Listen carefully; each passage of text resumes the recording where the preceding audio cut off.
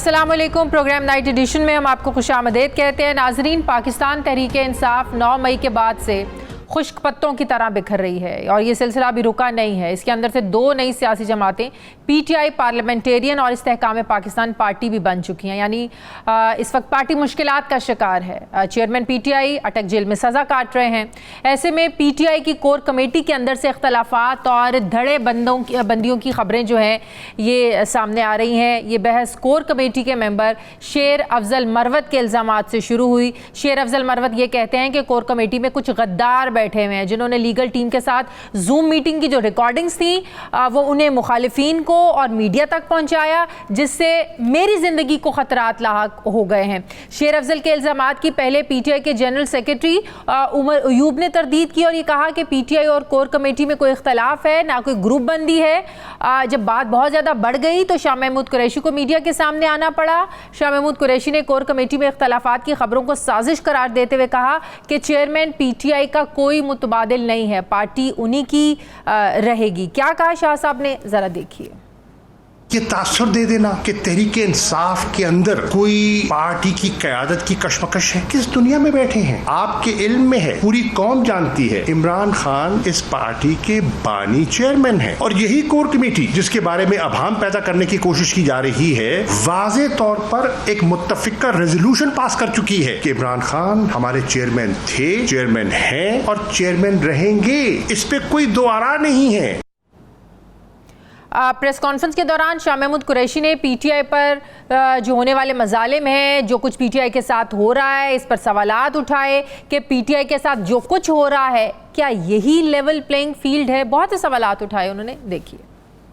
2 दिन पहले वो पार्टी के साथ अपनी वाबस्तगी का बरमला इजहार करते हैं, फिर वो गिरफ्तार हो जाते हैं और गिरफ्तारी के 48 घंटे के अंदर उनका एक बयान आ जाता है और वो बयान वही जमात से लाताल्लुकी और आइंदा इंतखाबात में आजाद हैसियत से हिस्सा लेने का इरादा। इसका नोटिस कौन देगा? मैं जनाबे काकड़ साहब से कहूंगा, क्या इस माहौल में शफाफ इंतखाबात मुमकिन है? मैं चीफ जस्टिस पाकिस्तान की खिदमत में अर्ज करूंगा, इस किस्म के इकदामात का उनको नोटिस लेना चाहिए। मैं इलेक्शन कमीशन ऑफ पाकिस्तान से मुतालबा करूंगा कि क्या आप ये जो हालात हैं इसको आप लेवल प्लेइंग फील्ड तस्वुर करते हैं?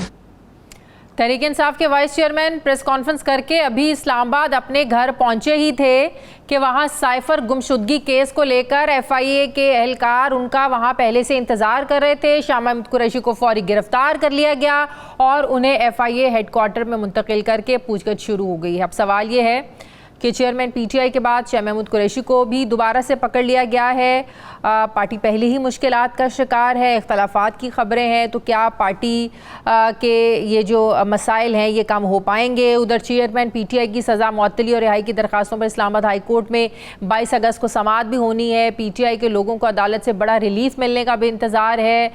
मगर जिस वक्त मुल्क के हालात हैं वो बताते हैं कि PTI वालों का अपने चेयरमैन को अपने दरमियान देखने का जो इंतज़ार है ये लंबा भी हो सकता है, क्योंकि बहुत ज़्यादा मुकदमात हैं चेयरमैन PTI पर। उनकी दोबारा गिरफ्तारी के भी मुंतज़िर हैं। बहुत सारे केसेस में उनकी अबूरी ज़मानतें खारिज भी हो चुकी हैं। ऐसे में उनका बाहर आना और इलेक्शन मुहिम में हिस्सा लेना ये बड़ा मुश्किल नज़र आ रहा है। शायद इन्हीं हालात को देखते हुए तहरीक इंसाफ ने चेयरमैन PTI के लिए सियासी और कानूनी महाज के साथ साथ सिफारती महाज पर भी मदद मांग ली है। ये भी खबरें सामने आई कि PTI की लीडरशिप ने 6 मगरबी ममालिक के सफ़ीरों से मुलाकात करके मदद मांगी है। शाह महमूद कुरैशी, रऊफ़ हसन और सेनेटर अली ज़फ़र की ऑस्ट्रेलियन हाई कमीशन के घर में अमेरिका, बरतानिया, कनाडा, यूरोपीय यूनियन, नॉर्वे और इंडोनेशिया के सफ़ीरों से मुलाकात चंद रोज़ पहले हुई है। PTI के लोग तो ये कह रहे हैं कि सफ़ीरों से कोई मदद नहीं मांगी गई है, बल्कि बस उनको मुल्की हालात और PTI पर होने वाली जो सख्तियाँ हैं इनके बारे में ब्रीफ किया गया है। चेयरमैन PTI जेल में किस हाल में है ये भी उनसे डिस्कस किया गया है। सवाल उठता है कि गैर मुल्की सफ़ीरों को शिकायतें लगाने से क्या PTI की मुश्किलात कम हो सकती हैं? माजी में यही PTI गैर मुल्की सफ़ीरों की नून लीग और दीगर अपोजिशन जमातों के लोगों से मुलाकातों को तनकीद का निशाना बनाती रही है, लेकिन अब खुद भी PTI के लोग यही काम कर रहे हैं। इसी पर बात करने के लिए मुझे ज्वाइन कर रहे हैं तहरीक इंसाफ के जनरल सेक्रेटरी उमर अयूब साहब। अस्सलाम वालेकुम, बहुत बहुत शुक्रिया उमर अयूब साहब। उमर अयूब साहब, ये अचानक क्या हुआ? शाह महमूद कुरैशी ने इलेक्शन कमीशन से, चीफ जस्टिस ऑफ पाकिस्तान से और वज़ीर निगरान वज़ीर आज़म से उन्होंने शिकायत क्या की कि जैसे ही वो प्रेस कॉन्फ्रेंस करके घर पहुंचे उनको गिरफ्तार कर लिया गया साइफर मामले पे कि वो ताउन नहीं कर रहे साइफर मामले पे। आपको लगता है कि वाकई साइफर का ही मामला है या जिन खदशात का, तहफ़्फ़ुज़ात का और तहरीक इंसाफ पर होने वाली जिन ज़्यादतियों का जिक्र उन्होंने प्रेस कॉन्फ्रेंस में किया, ये वजूहात हैं उन्हें दोबारा पकड़ने की? बिस्मिल्लाहिर्रहमानिर्रहीम। देखें, बहुत शुक्रिया जी, आपने अपने प्रोग्राम पे मदू की है। देखिए, सबसे पहली चीज़ ये है कि शाह महमूद कुरैशी साहब पाकिस्तान तहरीक इंसाफ के वाइस चेयरमैन हैं और उनका ये अरेस्ट होना हम लोग पाकिस्तान तहरीक इंसाफ की तरफ से मैं इसकी शदीद अल्फाज में मुज़ामत करता हूँ। सबसे पहली बात ये, शाह महमूद कुरैशी साहब ने बात क्या की? उन्होंने तो सिर्फ फस्तायत और बर्बरियत के बारे में बात की। क्या उस्मान डार साहब की 75 साला वालदा को, उनकी बहनों को, उनकी बच्चियों को और उनके भाई को अपने घर से निकाल के और सड़क पे खड़ा करना रात के 12 बजे, ये कोई इंसानियत है? ये कौन से एक माशरे का ये हिस्सा है? ये कोई, हम लोग कोई बनाना रिपब्लिक में रहते हैं? आप न्याज झक्कड़ साहब 80 साल उनकी उम्र है, उनको 5 दिन आप गैब रखें और फिर एक दिन आके वो पाकिस्तान तहरीक इंसाफ को छोड़ें और वो भी जोर से उनको धमकी देके। मोहसिन लगारी साहब के 28 साला बेटे को मारपीट करना, पंजाब पुलिस उनको दूर लेके और ऊपर हुड पहना के उनको मारती और कहती है जी अपने बाबा को, अपने वाले साहब को फोन करें और कहें कि जी वीडियो पैगाम रिकॉर्ड कराएं। ये हम लोग कौन से माशरे का हिस्सा है? हमारे फिर आप सैफुद्दीन खोसा साहब हैं साउथ पंजाब से, उनको गैब करना, अरेस्ट करना। आपके नवाबजादा मंसूर खान साहब को, नवाबजादा नसरुल्लाह खान साहब के बेटे, उनको गैब करना। मतलब ये, और मैं मुतअद्दद आपको मिसालें दे सकता हूं। आपको एक मिसाल नहीं है, इमरान खान साहब को आपने तोशा खाना केस में अंदर बंद किया। ये कोई केस है अंदर बंद करने का? इस तरह तो आप वजीर आजम, साबिक वजीर आजम नवाज शरीफ हैं, शाहिद खाकान हैं, आपके अपना राजा परवेज अशरफ हैं, आपके बाकी वज़राए आज़म हैं, उनको फिर अंदर बंद करें ना। ये कहाँ की शराफत है? ये कहाँ का वो है दस्तूर है? ये कहाँ का आईन है? मतलब कोई ना कोई कानून, ना कोई दस्तूर, ना कुछ, बस दिल आए तो किसी को उठा लिया, दिल आए आप अंदर कर दें। ये हमारा तो ख्याल था शायद ये केयर टेकर गवर्नमेंट आएगी, इनको वजीर आजम जो नए हैं, इनको शाह महमूद कुरैशी साहब ने खत लिखा था कि हमारी तवक्को है कि आप 90 दिन में इलेक्शन कराएंगे और आप कानून और आइन की पासदारी करेंगे। और हमारी डिमांड ही चीफ जस्टिस साहब के सामने ये है, और हम लोग ये भी डिमांड करते हैं, क्या साइफर पे आपका इन्वेस्टिगेशन करना, जुडिशियल कमीशन बना के उसकी तह तक पहुंचना, ये कोई जुर्म है? ये तो एक हर एक आदमी जिसके साथ कोई चीज होती है वो कह सकता है कि जी मुझे, लेकिन तहरीक इंसाफ के साथ जो कुछ हो रहा है, क्या निगरान अभी जो शाह महमूद कुरैशी को गिरफ्तार किया गया या जिन ज्यादतियों का, जो तहफ़्फ़ुज़ात का इजहार उन्होंने किया, उसके अजाले के लिए क्या आपको लगता है कि निगरान हुकूमत के पास इतने इख्तियारात हैं कि वो इस पर कोई एक्शन ले सके या वो आपको कोई रिलीफ दे सके? नहीं, तो हम लोग या हुकूमत नहीं इख्तियार या जुडिशरी नहीं, हम लोग फिर कहाँ पे जाएं? हम लोग किसका वो दरवाजा, किसकी दहलीज पे जाएं और वो दरवाजा खटखटाएं? वो पुराने जमाने में मुगल एम्पायर में होता था कि जी आप जाते थे अंदर और वो घंटी मतलब बजाते थे, घंटा बजाते थे और वहां से फिर बादशाह सलामत के पास जाती थी चीज और वो कोई अपना एची या कोई बंदा भेजता था कि हाँ भाई अपनी चिट्ठी दे दो। हम लोग वो कौन सा दरवाजा खटखटाए? हमने तो सुप्रीम कोर्ट ही जाना है ना। शाह महमूद कुरैशी साहब से आज मेरी बात हो रही थी फोन पे, बता रहे थे कि केसेस के लिए गए, वहां पे जनाब जो पुलिस वाले हैं वो उनकी फाइल लेके नहीं आ रहे थे। जज ने उनको कहा भाई इनके खिलाफ आप ये बताओ कि इन्होंने जुर्म क्या की है, वो तो प्रूफ करो। फाइल कभी इधर कहीं चली गई है, फाइल चूहे खा गए, फाइल इतना एकदम से वक्त जो है वो एकदम पलटा खा गया है। तहरीक इंसाफ का उरूज हम लोगों ने देखा हुआ है। तहरीक इंसाफ की जो हुकूमत, जो आप लोगों का अवाम के अंदर एक, आप लोगों की सपोर्ट, अवाम के अंदर एक वोट, ये हालात क्या तहरीक इंसाफ की अपनी गलतियों की वजह से, अपनी गलत पॉलिसीज़ की वजह से पहुँचे? इसका कसूरवार आप किसको ठहराते हैं? अब ऐसा तो नहीं है कि रियासत की गलती है सारी, जो कुछ तहरीक इंसाफ के साथ हो रहा है बिल्कुल ही गलत हो रहा है या सब कुछ रियासत का ही कसूर है? कहीं ना कहीं तो आप लोगों ने इसका अपना कोई जायजा लिया होगा, तहरीक इंसाफ ने क्या किया इन 3.5 सालों में जो तहरीक इंसाफ आज इन हालात को पहुंची है। मुझे रियासत डिफाइन कर दें प्लीज, मुझे रियासत की डेफिनेशन दे दें। मेरे पास आइन पड़ा हुआ है, रियासत की डेफिनेशन मुझे दे दें। मैं फिर आगे बात कर सकता हूँ। रियासत में देखिए, सारे मुल्क के अहम इदारे शामिल हैं ना, इसमें आपकी एस्टेब्लिशमेंट है, आपकी अदलिया है, आपकी हुकूमतें होती हैं। आपकी जो आप नहीं वो नहीं होता, वो रियासत नहीं होती। रियासत स्टेट वो चीज होती है, स्टेट की डेफिनेशन आइन में वो है, वो इदारा जिसके पास टैक्स कलेक्शन की अथॉरिटी होती है। अदलिया के पास नहीं है, अदलिया रियासत नहीं है, और कोई इदारा नहीं है, वो सिर्फ गवर्नमेंट होती है। गवर्नमेंट के पास सिर्फ अथॉरिटी होती है, वो जो टैक्स कलेक्शन अथॉरिटी होती है वो रियासत होती है। सबसे पहली बात। दूसरी बात अहम आपने शाजिया साहिबा पूछी कि क्या हुआ। मेरी तकरीबन 53 साल उम्र है। मैंने जिस वक्त होश संभाली, मैंने अपने वालिद साहब को भुट्टो साहब के टाइम पे फांसी गार्ड जाते हुए देखा है। उन्होंने 2 साल सॉलिटरी कन्फाइनमेंट में गुजारे हैं, डेथ सेल में। वो टाइम भी गुजर जाता है। आपको ये मैं एक बात बताऊं, ये जिंदगी का जो पहिया है ना, ये खुद है। और जो आज नीचे है वो ये सबसे अहम चीज कायनात में वो रब है। हमारा सिर्फ और सिर्फ हम लोग या आपको पता है जब नवाज शरीफ और उनकी बेटी जेल गए थे, सेम यही बातें वो लोग भी करते थे। वक्त का पहिया घूमता है, उनके साथ ज्यादती हो रही है। नवाज शरीफ और के सामने उसकी बेटी को जिस तरह गिरफ्तार किया गया, उनको मिलने नहीं दिया जाता था, यही बातें नून लीग के लोग, नून लीग के लीडर्स सेम यही बातें करते थे। वाकई वक्त का पहिया घूमते हुए देर नहीं लगती है। आज वक्त किसी का है तो कल किसी का है। इक़्तिदार सिर्फ रब्बे कायनात का है, लेकिन ये इक़्तिदार में होते हुए हम सब लोग ये बातें भूल जाते हैं। हर हुकूमत, चाहे पीपल्स पार्टी की हो, नून लीग की हो या तहरीक इंसाफ की हो, हर कोई क्यों भूल जाता है फिर? बड़ी अच्छी बात आपने की है, बहुत अच्छी बात की है शाजिया साहबा। मियां साहब को जिन केसेस में अरेस्ट किया गया था, वो केसेस आसिफ अली जरदारी साहब के और उनकी हुकूमत के बने हुए थे। वो सारे वो केसेस भुगत रहे थे, तहरीक इंसाफ के नहीं थे, नंबर 1। दूसरी चीज ये है कि हमारे हुकूमत के वक्त इस तरह का ट्रीटमेंट कहीं पे भी, ये तो पहली बार ये हमने पीडीएम की हुकूमत में देखा है कि लोगों के घरों के अंदर तोड़फोड़, पुलिस चोरी कर रही है। आईजी इस्लामाबाद के ऊपर आप जाके अदालत का देखें, एफआईआर जज ने, इस्लामाबाद हाई कोर्ट के जज ने ऑर्डर किया कि IG Islamabad, SSP operations, DSP, SP, इन सारों के खिलाफ एफआईआर हैं चोरी की, डकैती की। आप ये अंदाजा लगा लें, आईजी और पुलिस वालों के खिलाफ डकैती और चोरी की। जरा सी भी गैरत होती ना किसी मुल्क में, तो ये इस्तीफा दे देते कि जी हम लोग तो लोगों के मुहाफिज हैं, हम पे डकैती और चोरी की एफआईआर लग रही हैं। अदालत ने की हैं, सेक्शन 22 मतलब सीआरपीसी 22A के तहत। ठीक है, उमर अयूब साहब मुझे ये बताएं, लोगों के घर के अंदर जाके चीजें तबाह करना, लोगों को ज़द-ओ-कौफ करना, ये नहीं हम उमर अयूब साहब मुझे एक चीज बताएं। जल्द इलेक्शन की बात आप पिछले 1.5-2 सालों से करते आ रहे हैं। अब भी आप लोग सुप्रीम कोर्ट जा रहे हैं कि इलेक्शन कमीशन जो है वो आइन के अंदर रहते हुए 90 रोज़ में इंतखाबात करवाए।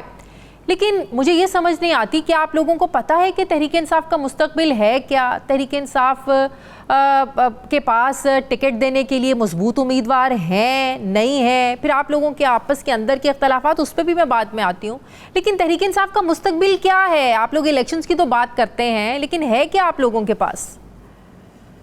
आपने ये बात की है शाजिया साहबा, और मैं मुस्कुरा बैठा हूं। उसकी वजह, जो लोग आज समझते ना कि हमने फलाने को क्रश कर दिया, वो मुझे बता दें, वो अगले 1 सेकंड की जिंदगी की उनकी गारंटी है?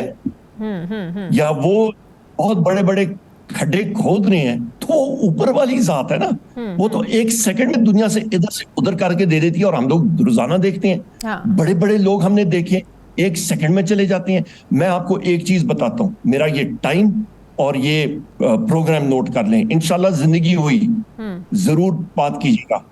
मेरा एक दावा है, मेरा अपने रब पे एक पुख्ता यकीन है। आप फौलाद की दीवारें भी इमरान खान साहब के इर्द गिर्द, जिस जेल में अटक जेल में है ना, ये तो ईंट और पत्थर की दीवारें हैं, सीमेंट की दीवारें, यहाँ पे फौलाद की दीवारें भी लगा दें और ऊपर भी फौलाद की छत लगा दें। मेरे रब की मर्जी हुई, इंशाअल्लाह ताला मेरा रब जो है उन फौलाद की दीवारों से भी इमरान खान साहब के लिए वो रास्ता खोलेंगे। और मेरी ये भी बात रखिएगा, याद रखिएगा, इंशाअल्लाह ताला मेरे रब के हुक्म के साथ और अवाम की ताकत के साथ अगले वजीर आजम इमरान खान साहब होंगे। ये मेरी बात आप याद, अगले वजीर आजम। अभी तो वो चले, अगर तोशाखाना से उनको जमानत रिहाई मिल भी जाती है, बहुत सारे केसेस उनका इंतजार कर रहे हैं। बहुत, ये मेरा ईमान का हिस्सा है, मेरा ईमान कहता है, मेरा दिल कहता है। और बताएं, मतलब ये मेरा ईमान का है, इसमें मतलब ये वसूख के साथ कह सकता हूँ, मेरा अपने रब पे ईमान है, मेरा अपने रब पे यकीन है, और अल्लाह ताला इंशाअल्लाह ताला करेंगे। क्यों? क्योंकि लोगों की दिलों की आवाज है इमरान खान साहब। अब शाह महमूद कुरैशी वाइस चेयरमैन को भी पकड़ लिया है, खान साहब पहले ही अटक जेल में है, अब पार्टी के मामलात कौन देखेगा? क्या वाकई कोर कमेटी में इख्तलाफात थे? हमारे ज़राए के मुताबिक भी वो कोई गद्दारी के किसी पर इल्ज़ामात लगा रहा है, कोई करप्शन के इल्ज़ामात लगा रहा है। शाह फरमान साहब जो साबिक गवर्नर KP के रह चुके हैं वो बड़े इल्ज़ामात लगा रहे हैं। वो कहते हैं हम उन लोगों को नहीं छोड़ेंगे जो जिन्होंने पार्टी में रहते हुए इतनी करप्शन की, इतना माल बनाया, लंदन में घर बनाए, बाहर जायदादें बनाई। मतलब कि अब तो वो वक्त आ गया है पार्टी के अंदर के लोग एक दूसरे पर करप्शन और इस तरह के इल्ज़ामात लगाना शुरू हो गए हैं। ये मैं आपको एक बात बताऊं, हर एक मीटिंग जो है, मैं बैसियत सेक्रेटरी जनरल, हमारी कोर कमेटी भी है हमारी, मतलब एक तरीक़ाकार इमरान खान साहब ने खुद मुरतब की है, और वो जो उन्होंने फ्रेमवर्क जो बनाया है, मैकेनिज्म बनाया है, उसकी वही जो है मुरतब किया हुआ मैकेनिज्म और वो बॉडी जो है वही फैसला साजी करती है और उसको बाख्तियार बनाया है। इसीलिए आप लीडरशिप को उठा के ना अंदर कर दें, कितने लोगों को अंदर करेंगे? सारे के सारों को करेंगे। अल्हम्दुलिल्लाह एक टियर बंद करेंगे, दूसरी टियर है, तीसरी टियर है। इमरान खान साहब ने एक पूरी फौज लीडर्स की बना रखी है, और मैं हम में से कोई भी शख्स मैं आपको एक बताऊं शाज़िया साहबा, वो इंसान जो समझता है कि जी मेरे अलावा तो दुनिया चल ही नहीं सकती, मेरे अलावा इदारा नहीं चल सकता, सबसे बड़ा खाम ख्याली उसकी ज़हन में भी है। दुनिया बड़ी मतलब, क्या ये बात दुरुस्त है कि आपकी और शाह महमूद कुरैशी साहब की भी कोई कशमकश चल रही थी? किसी किस्म की नहीं। मैं उसी बात पे आ रहा हूँ, कोर कमेटी के इजलास में बड़े अल्हम्दुलिल्लाह, अल्लाह ताला नजरबद से बचाए, अल्हम्दुलिल्लाह बड़ी खूबसूरती से फैसले हो रहे थे और होंगे और होते रहेंगे। तो शेर अफजल मरवत साहब क्यों इल्जामात लगा रहे हैं कि मीटिंग्स की रिकॉर्डिंग्स को मीडिया तक दिया गया, हमारे ओपोनेंट्स को दिया गया, उनकी जान खतरे में डाल दी गई है? छोटी मोटी चीजें, ये छोटे मोटे इश्यूज चलते रहते हैं पार्टीज में, लोगों के मतलब मुख्तलिफ ख्यालात होते हैं, कोई ऐसा इशू नहीं है। मेरी शेर अफजल खान मरवत से भी बात हुई है, सारे साथियों से हुई है, कोई ऐसा इशू नहीं है।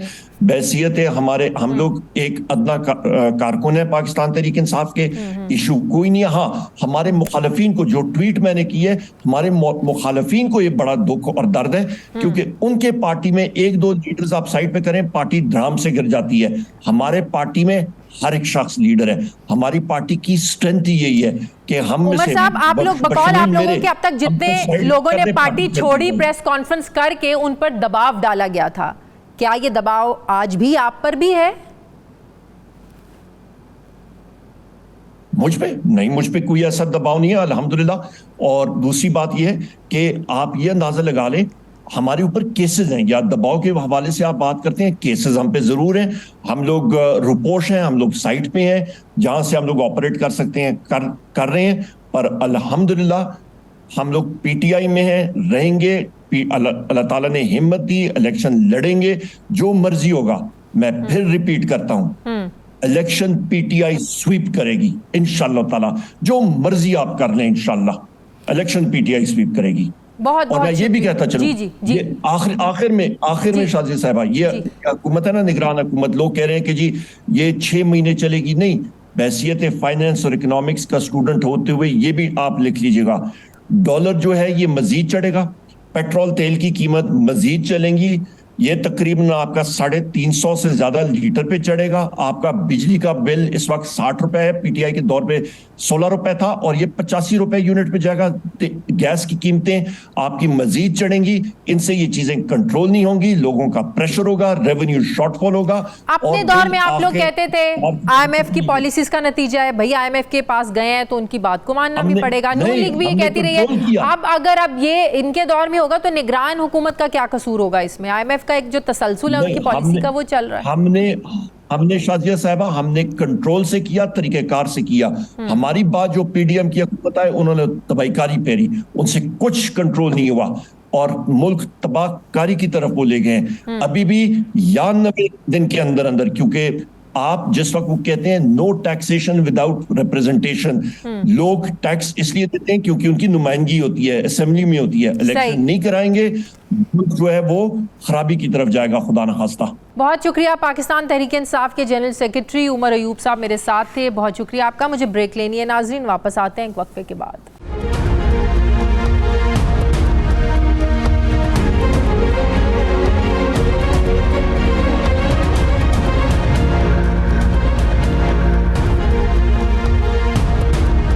ब्रेक के बाद एक बार फिर से आपको खुशामदीद कहते हैं नाजरीन। इलेक्शन के 90 रोज से डिले होने पर पाकिस्तान पीपल्स पार्टी अब अलग मौक़िफ़ अपना रही है।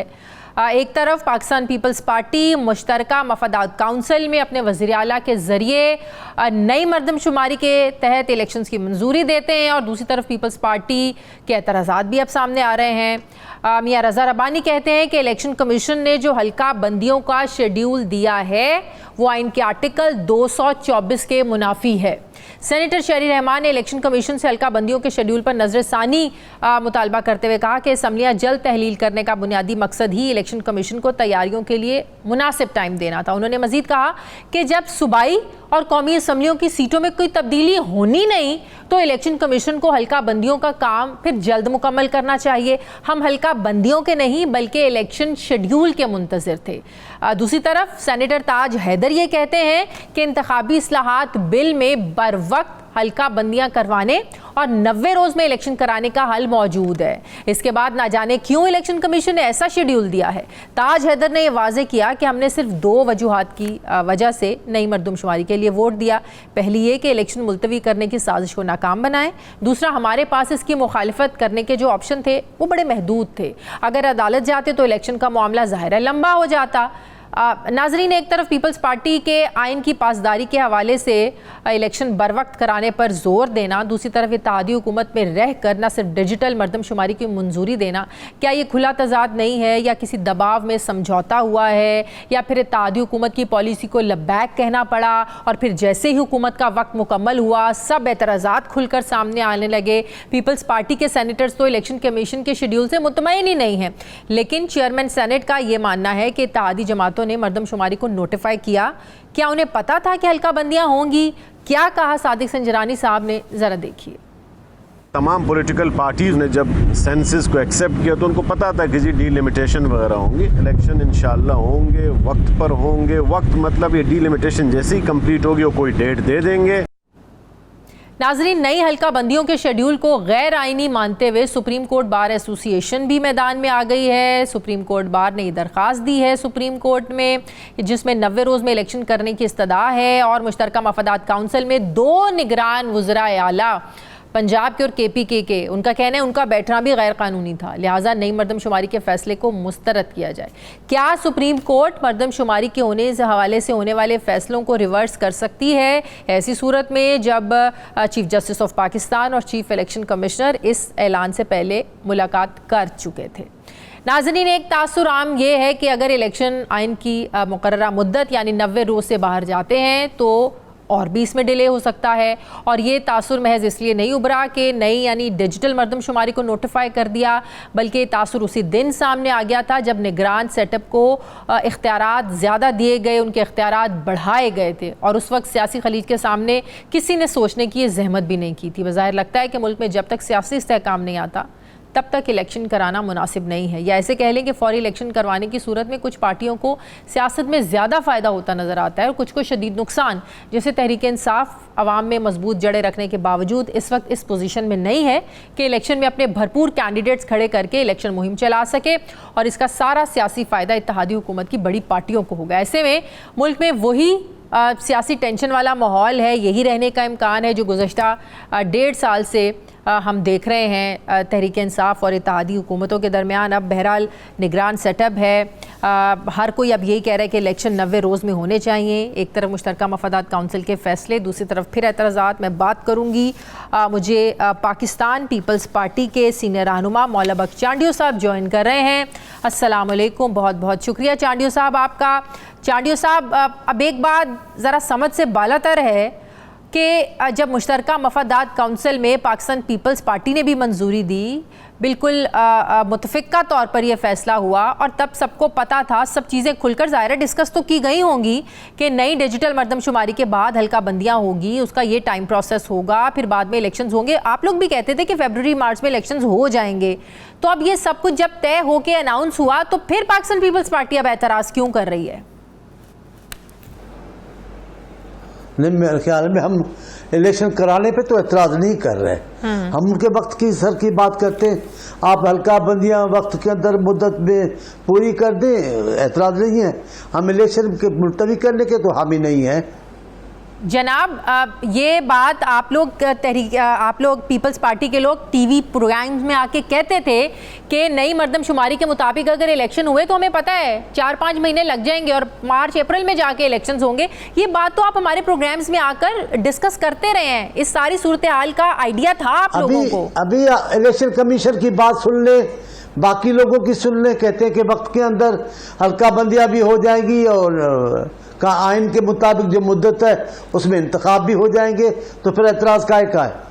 तो ये सर अपने लोगों से पूछे ना। एतराज़ शेरी रहमान साहिबा भी कर रही हैं, ताज हैदर साहब भी कर रहे हैं, रजा रब्बानी भी कर रहे हैं, कल फैसल करीम कुंडी साहब ने भी किया। मरदमशुमारी पे तो एतराज हम करते हैं, इसमें कोई बुरी बात नहीं है। पहले भी जो इन्होंने किए उस पर भी हमें तहफ़्फ़ुज़ात थे, अब भी जो इन्होंने जिस अंदाज से किए तहफ़्फ़ुज़ात हैं, लेकिन हम इलेक्शन की तो इल्तवा के हामी नहीं है। ये तो गलत बयान है कि हम कोई इलेक्शन को मुलतवी करवाना। तो ये तो कोई कह भी नहीं रहा चांडियो साहब, ये कोई नहीं कह रहा कि पाकिस्तान पीपल्स पार्टी जो है ना वो इलेक्शन नहीं चाहती है या उसको मुलतवी करवाने पर बात करिए। हम ये बात तो कर ही नहीं रहे, हम तो ये बात कर रहे हैं कि जिस मरदमशुमारी पर आप लोगों को एतराज़ात थे उसकी मंजूरी आप लोगों ने CCI के इजलास में दी। अब ये तो क्योंकि मैं इजलास में नहीं था कि क्या मौक़िफ़ रखा हमारे नुमाइंदों ने, तो मैं उस पर तो बात करने का कासिर हूँ कि कोई ऐसी गलत बात करूँ गैर जिम्मेदारी, जिसकी जिम्मेदारी मुझ पर आए तो ये तो मुनासिब नहीं। चले फिर एक सादा सा सवाल, मैं सादा सा सवाल कर लेती हूँ। जब मुत्तफ़िक़ा तौर पर आपकी पार्टी बशमूल आपकी पार्टी के एक फैसला हो गया कि इलेक्शन नई मरदमशुमारी के मुताबिक ही होंगे और हल्का बंदियाँ ज़ाहिर है उसके मुताबिक होंगी, तो फिर जब एक पार्टी ने फैसला कर लिया दूसरी पार्टियों के साथ मिलकर, बाद में एतराज़ उठाना जायज़ है? बड़ा सादा सा सवाल है। तो अभी किस बात पे एतराज? हमने तो कोई एतराज नहीं किया जिस पे आप बात कर रही हैं, मैं समझ नहीं पा रहा हूँ हमने क्या एतराज किया है। हमने तो कहा है वक्त पर इलेक्शन होनी चाहिए। हल्का बंदियों की बात है, वो उन्होंने कहा कि मुकर्रर मुद्दत में हो जाएंगी, इलेक्शन कमीशन ने ये बात की है। हाँ, तो उन्होंने तो कल शेड्यूल दे दिया, शेड्यूल पर ही तो आप पीपल्स पार्टी वाले एतराज कर रहे हैं। इलेक्शन कमीशन ने जो कल ऐलान किया, उन्होंने कहा कि 14 दिसंबर तक आपकी हल्का बंदियों का जो प्रोसेस है उसको नोटिफाई कर दिया जाएगा, ऐलान हो जाएगा नई हल्का बंदियों का। तो ये तो उन्होंने शेड्यूल दे दिया, इसी शेड्यूल पर तो पाकिस्तान पीपल्स पार्टी एतराज कर रही है चांडियो साहब। अच्छा तो होगा, अभी भी मुझे इल्म नहीं है, मैं गलत बात करूं ये मैंने कभी किया नहीं है। जिस बात का मुझे इस बात का इल्म है कि पीपल्स पार्टी आज भी कहती है कि हल्का बंदियां वक्त पर हो जाएं और टाइम के मुताबिक आइन के दिए हुए वक्त में इंतखाबात भी हो जाए। आइन तो 90 रोज का कहता है ना, 90 रोज में तो हो नहीं सकते। अब ये तो मुझे नहीं पता, ये तो इलेक्शन कमीशन की जिम्मेदारी है, मैं तो इलेक्शन कमीशन में नहीं हूँ। तो यही तो मुझे लगता है फिर आपके जो पार्टी के मामलात हैं, क्या शेरी रहमान साहिबा कह रही हैं, ताज हैदर साहब कह रहे हैं, क्या आपकी पीपल्स पार्टी के सेनेटर्स क्या कह रहे हैं, क्या आपको इन सब बातों का इल्म नहीं है, लाइल्म है?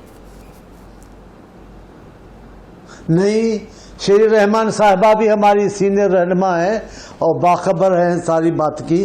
ताजदर साहब तो हमारे बड़े अहम रहनुमा हैं, वो सारी पार्टी पॉलिसी जो भी है वो उनको बयान करते हैं, उससे मैं इख्तिलाफ तो नहीं कर रहा। आपका तज्जिया क्या कहता है कि इंतखाबात मार्च अप्रैल तक हो सकते हैं या ये मजीद डिले की तरफ जाएंगे? मेरा तो ईमानदार राय है कि मुमकिन नहीं है। मेरी अपनी जाती राय है कि मुमकिन नहीं है, डिले की तरफ चला जाएगा मामला। डिले का फायदा किसको होगा और नुकसान किसको होगा चांडियो साहब? यहाँ बात आइन की है, किसी एक पार्टी की नहीं है। आइन की रिवायतों को नहीं तोड़ना चाहिए, जो आइन के उसूल है उनके मुताबिक चलना चाहिए। आइन का नुकसान किसी भी हालत में, गैर आइनी फैसले हमारे निज़ाम के लिए ख़राब है, इसमें किसी पार्टी की बात नहीं है। तो फिर आइन ने तो फिर इख्तियार दिया हुआ था ना कि इलेक्शन का शेड्यूल जो है असम्बली तहलील होने के बाद अगर सदर तहलील करते हैं तो उन्होंने ऐलान करना है, उन्होंने शेड्यूल देना है। तो आप लोगों ने ये इख्तियार लेके, आपकी पार्टी भी शामिल थी जो तरमीम की गई, और आपने सारा जो इख्तियार था वो इलेक्शन कमीशन को, खुद ही तो आप लोगों ने इलेक्शन कमीशन को दिया, और आप कह रहे हैं कि इलेक्शन कमीशन के हाथ में। अगर सदर पाकिस्तान के हाथ में होता, ज़ाहिर उनका तहरीक इंसाफ से ताल्लुक है, उनको तो इलेक्शन की पहले ही जल्दी है, तो इलेक्शन तो फिर टाइम पर हो ही जाने थे। सदर पाकिस्तान ने खुद को ऐसा रखा ही नहीं कि हर मामले पे उन पर एतमाद किया जाए और उनकी गैर जानिबदारी पर कमाल कोई मेहरबानियाँ हो जाए, लोग समझें कि सदर पाकिस्तान पाकिस्तान के सदर हैं। सदर पाकिस्तान पाकिस्तान के सदर नहीं लगते, वो PTI के नुमाइंदे लगते हैं, इसलिए उन पर एतराज़ात हुए।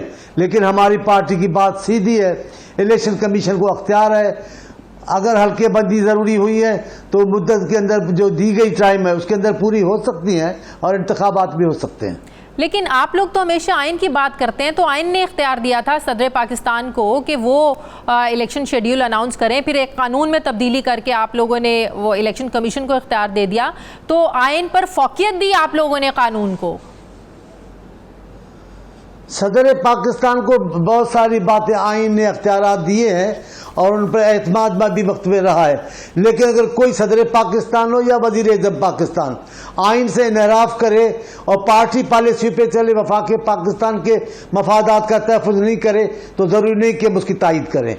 लेकिन अब इलेक्शन कमीशन पर भी तो आप लोगों को एतराज़ात हो रहे हैं ना, आपकी पार्टी को एतराज़ात हो रहे हैं, इलेक्शन कमीशन को ही कह रहे हैं कि आप अपना शेड्यूल जो है ना उसको उस पर नज़र-ए-सानी करें। इलेक्शन कमीशन पर कौन सा आप लोगों को एतबार हो रहा है? तजवीज़ देना कोई जुर्म नहीं, राय का इजहार करना कोई जुर्म नहीं। बाकी हम इलेक्शन कमीशन में कोई बेएतमादी नहीं कर रहे। मैं अभी भी कह रहा हूँ हल्का बंदी ज़रूरी है, वो हो सकती है और मुद्दत में इंतखाब भी कराए जा सकते हैं। लेकिन अगर सारी पार्टी के साथ बैठकर कोई बातचीत हो सकती है, कोई ज़रूरी कोई इल्तवा हो जाती है, तो कोई कबाहत नहीं, हो भी सकता है। बहुत शुक्रिया। पाकिस्तान पीपल्स पार्टी के रहनुमा मौला बख्श चांडियो साथ थे। मुझे ब्रेक लेनी है नाज़रीन, वापस आते हैं एक वक्फे के बाद।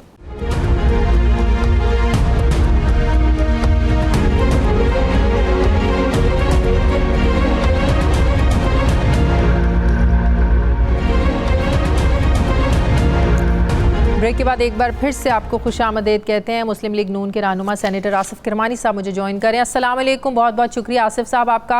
आसिफ किरमानी साहब, ये पाकिस्तान पीपल्स पार्टी जो अब एतराज़ात उठा रही है बावजूद इसके कि उन्होंने मुश्तरका मफादात काउंसिल के इजलास में बाकायदा मंजूरी दी, ज़ाहिर है सारे मामला डिस्कस हुए कि नई डिजिटल मरदमशुमारी के मुताबिक अगर हम नए इंतखाबात करवाएंगे तो हल्का बंदियों में वक्त लगेगा, और ये सब लोग पहले से कह रहे थे कि 3-4 महीनों का वक्त दरकार होगा। अब आप लोगों को क्या समझ में आ रही है कि पाकिस्तान तहरीक इंसाफ तो जा ही रही है सुप्रीम कोर्ट में, पीपल्स पार्टी इस पर बहुत ज़्यादा एतराज़ उठा रही है इस शेड्यूल पर? बिस्मिल्लाहिर्रहमानिर्रहीम, वालेकुम सलाम, शुक्रिया जी। देखिए मेरी तो ये चीज़ समझ से बालातर है कि जब जाहिर है CCI में एक फ़ैसला लिया जा चुका और वो एक इत्तफ़ाक़ राय से फ़ैसला हुआ, और अगर कोई एतराज़ बनता था तो वहाँ उन्हें करना चाहिए था, वहाँ तो उन्होंने इत्तफ़ाक़ राय से किया सारा फ़ैसला। आई डोंट नो, मैं इस पे कुछ नहीं कह सकता, इस पे पीपल्स पार्टी वाले कुछ बेहतर बता सकते हैं कि ये सेकंड थॉट उनके जहन में अगर है, अगर ऐसी बात आ रही है तो वो क्यों आ रही है और उसकी क्या वजूहात हैं।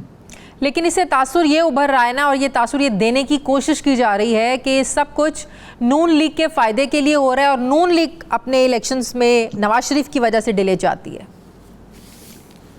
देखिए वो कहने को तो जो मर्जी, अब आप कहानियाँ सुन लें उनकी और सुना लें जो भी लोग कर रहे हैं, लेकिन असल जो हकीकत है वो तो ये है कि जो नई मरदमशुमारी है उस पर इत्तफ़ाक़ राय का होना, उसके बाद इलेक्शन कमीशन का ऑन रिकॉर्ड ये कहना कि जी हमें 4 महीने चाहिए डिलिमिटेशन हल्का बंदियों में, उसके बाद फिर अभी तो इलेक्शन स्कीम भी आनी है, फिर आपने लोगों को जो पार्टीज़ होंगी उनको इलेक्शन कैंपेन के लिए टाइम भी देना है, तो इसमें नवाज शरीफ साहब कहाँ से आ? इलेक्शन कैंपेन तो दूर की बात है, अभी जो हल्का बंदियों पर एतराज़ होने हैं, चैलेंज होने हैं, उन पर फैसले आएंगे, ये तो काम तो बड़ा लंबा हो जाएगा।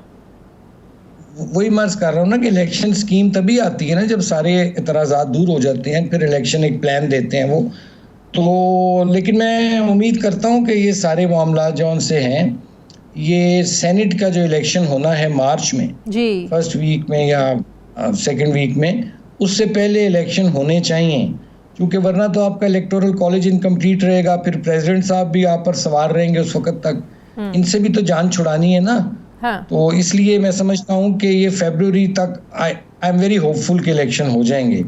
और फायदा किसको होगा, वो तो फिर इलेक्शन में अवाम जिसको वोट डालेंगे उसको फायदा हो लेकिन जाएगा। तासुर ये है ना कि मुस्लिम लीग नून जो महंगाई छोड़कर गई है, अभी वो उस तरीके से बयानियां बना नहीं पाएंगे, अवाम को क्या कहेंगे, वो इसीलिए टाइम मांग रहे हैं कि ज़ाहिर है महंगाई तो आगे और होनी है, निगरान हुकूमत पर मलबा डले, कल को वो कह सके कि भाई हमने तो नहीं किया है, तो निगरान हुकूमत ने किया है।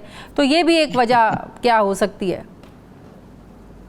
देखें, बात सुने, हम तो चले गए, इत्तेहादी हुकूमत चली गई, हमारा जो खाता था वो बंद हो गया, अब नए खाते खुल गए हैं, ठीक है ना जी।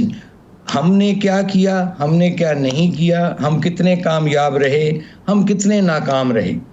एक तो क्रेडिट आप दीजिए कि वो मुल्क जिसके बारे में कहते थे कि ये सुबह शाम कहते थे कि डिफ़ॉल्ट हो जाएगा, डिफ़ॉल्ट हो जाएगा, अल्लाह ताला ने डिफ़ॉल्ट से तो निकाला, और ये मैं क्रेडिट देता हूँ शहबाज शरीफ साहब को और उनकी टीम को। लेकिन अब बात ये है कि अब ये कब तक ये एक इल्ज़ामात, काउंटर इल्ज़ामात, फिर तो बात फिर करें फिर शुरू से पीछे कि फिर नवाज शरीफ के दौर में तो 2013 से 17 तक जो पेट्रोल था 64 रुपये लीटर था, उसको 150 रुपया किसने किया?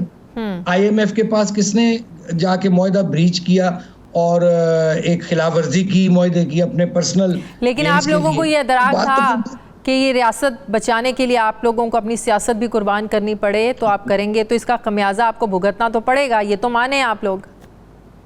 देखिए शाजिया बीबी, जो भी जेन्युइन मुस्लिम लीगी है वो अपनी सियासत क्या वो तो अपनी पाकिस्तान पर जान कुर्बान करने को तैयार हो। कोई जाली मुस्लिम लीगी भी है सियासत की? नहीं, मैं एक बात कर रहा हूँ कि मुस्लिम लीगी है ना, ये तो पाकिस्तान बनाने वाली जमात है।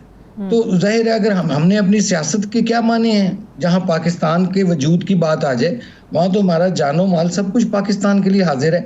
हाँ, हमें नुकसान हुआ है इलेक्शन में ना जाने का, हमें वो चले जाना चाहिए था, लेकिन जाहिर है मुल्क के हालात ऐसे थे। तो अब ये फैसला अवाम करेगी। हम अपनी जो कारकर्दगी है ख़ुसूसन 2013 से लेकर जो प्योरली जेन्युइनली PMLN की कारकर्दगी है, नवाज शरीफ का दौरे हुकूमत जो था वो कारकर्दगी लेकर और ये जो डिफ़ॉल्ट से हमने बचाया लोगों को बताएंगे।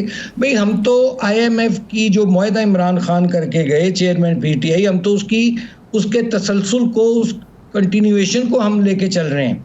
हमने तो मुआहदा नहीं किया था, हम तो 2016 में IMF को नवाज शरीफ ने बड़ी थैंक यू बोल दिया था, कह दिया जी खत्म मुआहदा कर दिया था। कौन गया था IMF के पास? लेकिन हर हुकूमत अपने दौर में गई जरूर है, हर हुकूमत अपने दौर में गई जरूर है, चाहे वो पीपल्स पार्टी हो, चाहे आप लोग हो, चाहे तहरीक इंसाफ हो, हर हुकूमत गई जरूर है। मुझे ये बताएं कि नवाज शरीफ साहब की वापसी को अब आपकी पार्टी के लीडर्स ये कह रहे हैं कि जब तक जीरो रिस्क नहीं हो जाता तब तक नवाज शरीफ जो है ना वो वापस नहीं आएंगे। तो जीरो रिस्क से मुराद क्या है? पहले अदालतें कोई यकीन दहानियाँ करवा दें कि सज़ाएँ माफ़ हैं, बरियत है, आप वापस आएँ, अब कैंपेन करें, इलेक्शन में हिस्सा लें, मतलब कि जीरो रिस्क का ये मतलब है कि वापस आके उन्हें किसी किस्म के कानूनी मसाइल का सामना ना करना पड़े? देखिए बात ये है कि मैं किसी का तर्जुमान नहीं हूँ यहाँ। पहली बात, हर शख्स की अपनी एक राय है और वो अपनी सोच समझ के मुताबिक राय देता है। मैं तो वो चीज़ को फॉलो करूँगा कि मेरी पार्टी के जो सदर हैं साबिक वज़ीर-ए-आज़म शहबाज शरीफ साहब, उन्होंने कहा कि नवाज शरीफ साहब सितंबर के आखिर में आ जाएंगे और कानून का सामना करेंगे। तो मैं तो उनकी बात को ऑन करूंगा जो मेरे प्रेसिडेंट ने कहा है। बाकी किसी ने क्या कहा नहीं कहा, यहाँ तो लोग तारीखें भी देते रहे, सब कुछ करते रहे, लेकिन मैंने कभी भी ऐसी बात नहीं की जिसकी मुझे एक जिसको कहते हैं ना हवा में बात करनी। मैं तो शहबाज शरीफ की बात को मैं ऑन करूंगा और उन्होंने जो कहा है हमें इंतजार करना चाहिए सितंबर के एंड का, मैं समझता हूँ। बहुत बहुत शुक्रिया। मुस्लिम लीग नून के रहनुमा आसिफ साहब मेरे साथ थे। मुझे ब्रेक लेनी है नाज़रीन, वापस आते हैं वक्फे के बाद।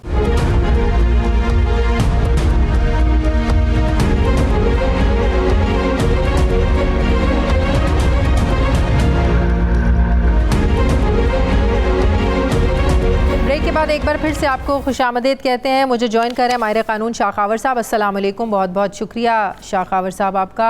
शाखावर साहब, अब Pakistan peoples party, Pakistan bar council, supreme court bar, Tehreek Insaf, सबका एक ही मुतालबा है कि जो इलेक्शंस हैं वो आइन के मुताबिक 90 रोज़ में होने चाहिए। सुप्रीम कोर्ट बार भी सुप्रीम कोर्ट में दरख्वास्त दे चुकी है, तहरीक इंसाफ भी सुप्रीम कोर्ट जारी है। तकाजा यही है, मुतालबा यही है कि 90 रोज़ के अंदर इंतखाबात हों। लेकिन जो अब CCI के इजलास में जो मंजूरी दी गई है, अब समझ नहीं आ रही इनका मुतालबा गैर आइनी है, जो मुश्तरका मफादात काउंसिल ने फैसला किया है वो गैर आइनी है। देखिए, ये एक डिबेटेबल इशू है। हाँ। अब ये है कि किन सूरतों में जो है वो इंतखाबात 90 दिन से ज्यादा जा सकते हैं। तो वो जो अगर आप आर्टिकल 51 का सब आर्टिकल 5 देखते हैं तो उसमें वो ये है कि जो कौमी असम्बली की नशिस्तें जो सूबों को एलोकेट की जाएंगी, हाँ। और इस्लामाबाद टेरिटरी को, वो आबादी के तनासब से होंगी, और वो जो आखिरी सेंसस जो मरदमशुमारी नोटिफाई होगी उसके बुनियाद पर होगी। तो अब इसमें दो चीजें हैं। एक तो आर्टिकल 51 में कौमी असम्बली की जो सूबों में जो या फेडरल कैपिटल में जो सीटें हैं वो तो उसमें लिखी हुई है कि इतनी होंगी।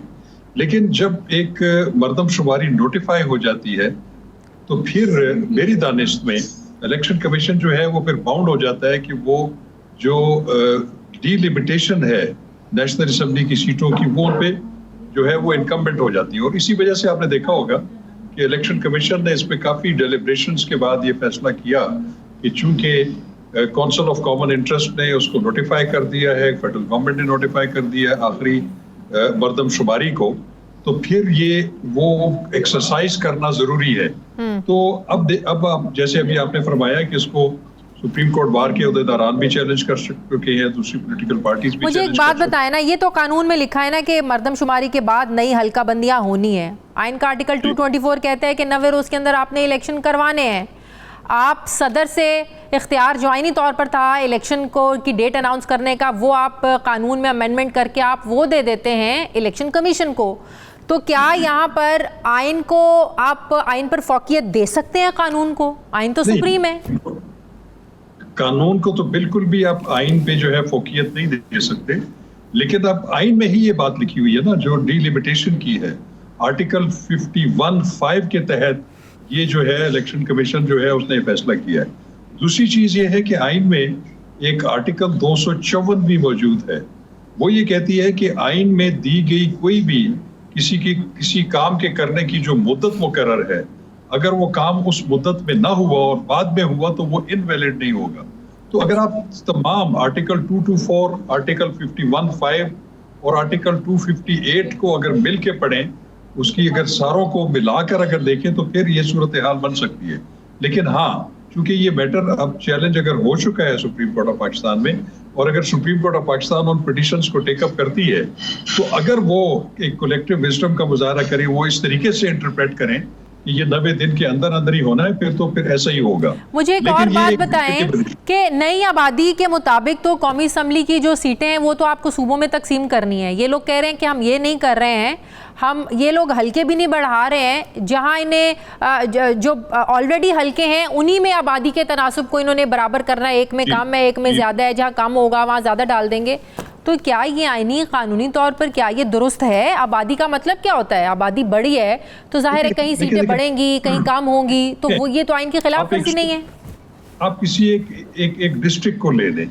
हाँ। अगर एक डिस्ट्रिक्ट की आबादी जो है वो बढ़ गई है, हाँ। और वो जो वहां पे अगर एक कौमी असम्बली की नशिस्त है, तो ऑटोमेटिकली फिर वो जो बाकी जो सरप्लस वोट है वो अगली कॉन्स्टिट्यूएंसी में शिफ्ट हो जाएंगे, क्योंकि उसमें एक मिनिमम और मैक्सिमम नंबर ऑफ वोटर्स का होना जरूरी है। तो उसको हार्मोनाइज करने के लिए बेशक ये बिल्कुल ऐसा ही है। हाँ। कौमी असम्बली की नशिस्तें तो वो सिर्फ आईनी तरमीम के तहत बढ़ सकती हैं। हाँ। लेकिन विद इन द डिस्ट्रिक्ट्स और रीजन्स में जो चेंजेस आनी है आबादी के तनासब से जो सेंसस के नतीजे में आई है, उसके लिए ये जो आर्टिकल 51 का सब आर्टिकल 5 जो है वो बना हुआ है। ये आपको नजरिए जरूरत नहीं लगता कि हालात ऐसे थे, आईनी तरमीम हो नहीं सकती थी? क्यों नहीं हो सकती थी कि अब तो जाहिर है एक तो 2/3 नहीं थी, अब तो कौमी असम्बली भी नहीं है। तो ये तो मुझे नजरिए जरूरत लगता है कि आपने कानून ही ऐसा बना दिया कि हम सीटें आगे पीछे नहीं करेंगे, छेड़छाड़ी नहीं करेंगे। नहीं, वो देखिए आर्टिकल 51(5) तो पहले से मौजूद है आइन में, हाँ, ये जरूर है कि अगर इसको नोटिफाई ना किया जाता, इस सेंसस को, जो अभी हालिया डिजिटल सेंसस हुआ है, तो फिर तो ये इलेक्शंस 90 दिन के अंदर अंदर ही होने थे पुरानी मर्दमशुमारी के तहत। लेकिन अब चूंकि ये भी इसमें इसको हम नजरअंदाज नहीं कर सकते या रूल आउट नहीं कर सकते कि जो पिछले जाने वाली गवर्नमेंट है पीडीएम और इत्तेहादियों की, उन्होंने एक हिकमत अमली के तहत जो है वो नोटिफाई किया है सीसीआई में जो लास्ट सेंसस है, तो उसके बाद ये फिर आईनी तकाजा बन गया कि उनको जो केयर टेकर गवर्नमेंट है उनको मजीद टाइम मिल जाए। तो ये बिल्कुल उनकी हिकमत अमली हो सकती है, लेकिन फिर भी मैं इसको नजरिया जरूरत नहीं कहूंगा, क्योंकि ये आइन का ये भी तकाजा है। लेकिन अगर सुप्रीम कोर्ट इसको टेकअप करती है तो वो सही इंटरप्रिटेशन कर देगी कि इसकी इंटेंट क्या थी आर्टिकल 51(5) की भी, क्या उसकी मौजूदगी में आर्टिकल 224 के तहत जो 90 दिन में इलेक्शन होने वो जरूरी है, या उनको इलेक्शन कमीशन को भी ये ड्यूटी सर पीपल्स पार्टी कह रही है कि इलेक्शन का जो इलेक्शन कमीशन ने शेड्यूल दिया है, हल्का बंदियों का जो शेड्यूल दिया है 14 दिसंबर, ये बड़ा लंबा टाइम है। अब जब नए हल्के बनने नहीं हैं, जब सीटें निकलनी नहीं है, तो आपको तो ये काम जल्दी कर लेना चाहिए। आपने तो जानबूझकर डिले कर रहे हैं। देखिए, पीपल्स पार्टी का जहां तक ताल्लुक है तो वो सीसीआई में उनकी नुमाइंदगी मौजूद थी। हाँ। चीफ मिनिस्टर सिंध जो है वो उन्होंने भी उसकी मंजूरी दी थी, और उनको पता था कि अगर सीसीआई जो आखिरी सेंसस है उसको अगर नोटिफाई कर देते हैं तो फिर तो वो इलेक्शन कमीशन के ऊपर इनकम्बेंट है। हाँ। उन्होंने हल्का बंदी करनी है या उसमें जो भी चेंजेस होनी है। मैं नहीं समझता कि ये इतनी कोई शॉर्ट टर्म जो है ये एक्सरसाइज है। इसमें पूरा एक प्रपोज होगा, एक पूरी हल्के बंदियां बनेगी, उसके ऊपर ऑब्जेक्शंस लिए जाएंगे, उसके ऊपर एतराजात होंगे, वो इलेक्शन कमीशन सुनेगा, फिर उसके बाद हाई कोर्ट, सुप्रीम कोर्ट भी। लेकिन ये बहरहाल, लेकिन अभी जो लोग सुप्रीम कोर्ट जा रहे हैं, सुप्रीम कोर्ट बार, तहरीक इंसाफ, आप सुप्रीम कोर्ट इनको सुनती है, क्या ये फैसला रिवर्स हो सकता है? अब हमें अब ये भी पता है कि मुलाकात भी कर चुके हैं chief justice, chief election commissioner से, ज़ाहिर है उधर भी ये सारी चीज़ें डिस्कस हुई होंगी, फिर ये लोग अपनी दरखास्तें लेकर जा रहे हैं, तो सूरत हाल बड़ी कंफ्यूज कर रही है। देखिए शाह जी, आपको एक बात ज़हन में रखनी पड़ेगी। जब कासिम सूरी वाली जजमेंट आई थी और वो सुप्रीम कोर्ट ने उसकी कॉग्निजेंस ली थी, हाँ। उस वक्त भी उन्होंने, सुप्रीम कोर्ट ऑफ पाकिस्तान ने चीफ इलेक्शन कमिश्नर को पहले बुलाया था और उनको उन्होंने कहा था कि आप हमें बताएं कि आप कितने अरसे में इलेक्शंस करवा सकते हैं।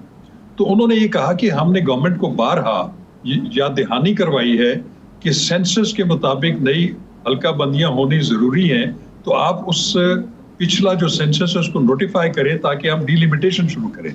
तो उस वक्त भी चीफ इलेक्शन कमिश्नर ने सुप्रीम कोर्ट ऑफ पाकिस्तान में ये कहा था। और शाह खबर साहब, ये तो पाकिस्तान तहरीक इंसाफ 2022 में जनवरी में उन्होंने सीसीआई के मीटिंग में कहा था कि अगले इंतखाबात नए सेंसस के मुताबिक होंगे। ये पीटीआई शायद आप भूल रही है।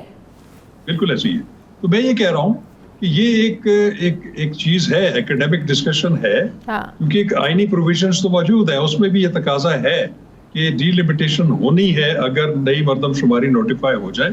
लेकिन अगर ये, मैं फिर भी ये कहता हूँ कि सुप्रीम कोर्ट ऑफ पाकिस्तान अगर इस मैटर को लेती है तो फिर वो सुप्रीम कोर्ट ही जो है फाइनल आर्बिटर होगा कि वही इस पे जो सही तशरीह है आइन की, इन शिकों की, वही कर सकते। बहुत बहुत शुक्रिया शाह खबर साहब, मेरे साथ थे। कानून, बहुत शुक्रिया आपका। प्रोग्राम का वक्त खत्म हो गया। नाज़रीन, फीडबैक ज़रूर दें, अपना ख्याल रखें, मुझे इजाज़त दें। अल्लाह हाफ़िज़।